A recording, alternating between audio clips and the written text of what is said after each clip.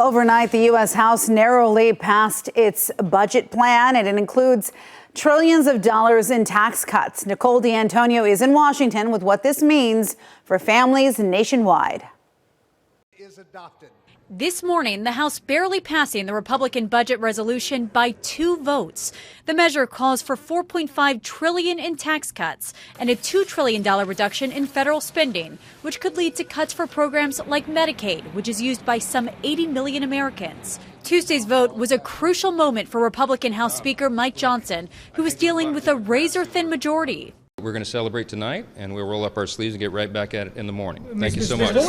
Meanwhile, Democrats universally opposing the budget resolution. Representative Brittany Peterson, who was on maternity leave, even showing up to vote with her young son. Unfortunately, I wasn't given the opportunity to vote remotely after giving birth, but I wasn't going to let that stop me from being here to represent my constituents and vote no on this disastrous Republican budget proposal.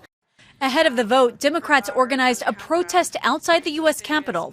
House Minority Leader Hakeem Jeffries slamming the Republican budget plan. It comes as backlash continues over DOJ's efforts to shrink the size of the federal government, firing thousands of workers. Voters confronting lawmakers at town hall meetings nationwide. The measure now heads to the Senate, where senators must decide if they will pass the House version intact or the one they passed on Friday, setting up an intra-party clash. Nicole D'Antonio, ABC News, Washington.